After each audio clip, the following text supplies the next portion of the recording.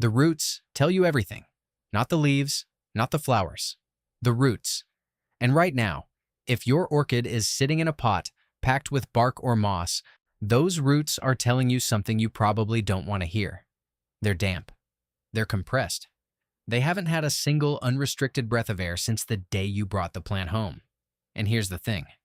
The shriveled tips, the gray-green color where there should be white, the roots that look like wet rope going limp at the edges of the pot. That's not you failing to care properly. That's the medium doing exactly what it was always going to do. Bark compresses. Moss holds moisture, and orchid roots were never designed for either. That's the part most orchid growers don't know, because everything about how these plants are sold suggests they belong in pots.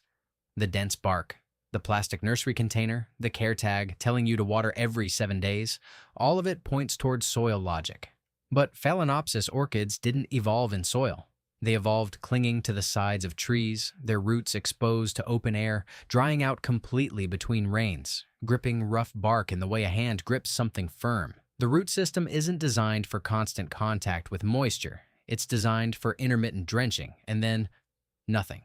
Air, dryness, open space. Which sounds strange, I know, when you're looking at a potting bark mix that seems like a reasonable approximation of a forest floor. But approximation is the problem. Close enough is still wrong. What I want to show you is what happens when you stop approximating and start giving orchid roots exactly the surface and the airflow they actually evolved to use. Stones. Specific stones prepared in a specific way in a pot with a water reservoir underneath that never actually touches the roots. I tried this skeptically. I want to be honest about that. It looked wrong. It felt wrong. And then the roots started telling a different story. Start with the plant you have right now. Take it out of whatever it's sitting in and look at the roots without the medium in the way. A rotten root is immediately obvious. It's brown or black, through the full thickness of the tissue. Soft when you touch it, and it doesn't spring back. A stressed but salvageable root is gray-white, slightly wrinkled, still firm at the center. A healthy root is white or pale green, plump, and the tip, that growing point, should be bright green or vivid white, smooth, and visibly different from the older tissue behind it. If you're looking at a mass of brown softness with a few pale survivors, that's not neglect. That's the wrong medium, holding moisture against tissue that was never meant to stay wet. And this is the part most people skip. You can't just move the orchid into a better setup without addressing what's already damaged. Trim the rotten sections back with clean scissors, cutting until the tissue is pale and firm all the way through. Dry the cut ends in open air for 20 minutes. The plant does not need to be coddled here. It needs the dead material removed so the living tissue can respond. While the trimmed roots are drying, prepare the soaking solution. 1 teaspoon of ground turmeric, 1 tablespoon of oats, steeped in 500 ml of just boiled water for 1 hour, and then cooled completely before you use it. This isn't a folk remedy. Turmeric contains curcumin, which has documented antibacterial and antifungal activity, and oats release nutrients that support the microbial community at the root surface. Beneficial microorganisms at the root interface help with callus formation, the sealing of cut tissue, and support new root initiation faster than a root going into a sterile environment alone. Submerge the root system in the cooled solution for 15 minutes. Not scalding, not cold. Room temperature, so the tissue can actually absorb without thermal shock. The roots will shift from wrinkled and gray to slightly more plump. You can watch the change. And remember those cut ends we let dry. This is why that step mattered. The callus forms first, and now the solution can condition the surface without entering damaged tissue. If you've made it this far and you're already reconsidering every orchid pot in your house, subscribe, because we go this specific every single week. The results take a few weeks to become visible, and I want you to know exactly what you're watching for. Now, the stones. Use small to medium gravel, river pebbles, aquarium stones, anything without sharp edges and without a porous clay structure that holds moisture inside the stone itself. Before the orchid touches them, boil the stones for 10 minutes or soak them overnight in a solution of 1 teaspoon of baking soda per liter of water. This neutralizes surface pH and removes any soluble residue. It creates a chemically inert surface that won't interfere with root chemistry. Rinse them thoroughly. Let them dry, and then you're ready. Here's why this step isn't optional. A stone surface that introduces alkaline residue or organic contamination can inhibit the very root tip activity you're trying to encourage. The stones need to be neutral, clean, ready to receive roots that have never had the chance to grip anything real. The pot matters. Use something transparent if you can.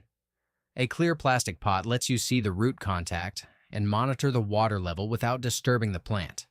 Place a shallow layer of stones at the bottom. Fill the pot to about 1/3 with water, not to the level where roots will sit, but below it, so that the moisture rising from beneath creates ambient humidity without the roots ever touching standing water. That distinction is everything. Orchid roots want humidity. They do not want submersion. Place a layer of stones above the water line. This is where the roots will live. Center the orchid, spread the roots naturally over the stones without forcing them into gaps, and fill in around them with more stones until the plant stands firm. You're not packing it in. You're surrounding it. The roots should be in contact with the stone surface, not buried under it. Standard bark mix compresses and retains moisture like a wet sponge after 6 months of use. The structure collapses, air pockets disappear, and what was once a relatively breathable medium becomes a dense, moisture-holding mass sitting directly against root tissue that evolved to breathe. Stones never change.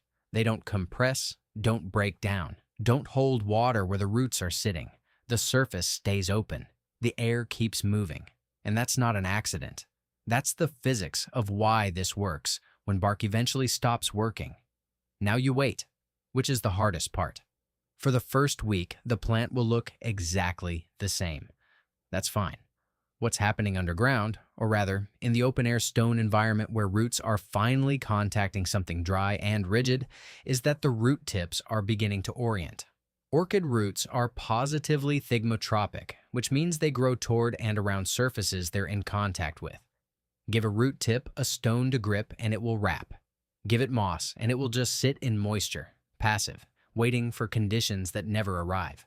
By week 2, something starts to shift. Those root tips, the ones that were gray and shriveled when you first took the plant out of its old medium, will begin to show white, plump growth at the ends. Not everywhere at once.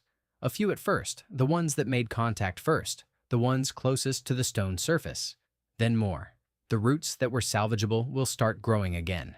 The new tips bright and turgid, wrapping slightly around the stone surface like they were always supposed to grow this way. Which is exactly what they were always supposed to do. We just hadn't given them the right surface until now.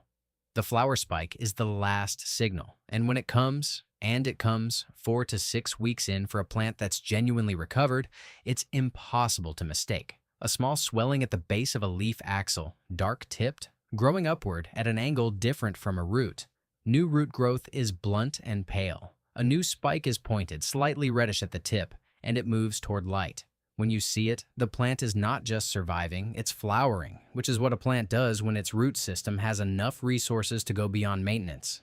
That moment is specific. It's not dramatic. It's just a plant finally doing what it was always trying to do. Orchid roots aren't mysterious, they're aerial. They want air, intermittent moisture, and a firm surface to grip.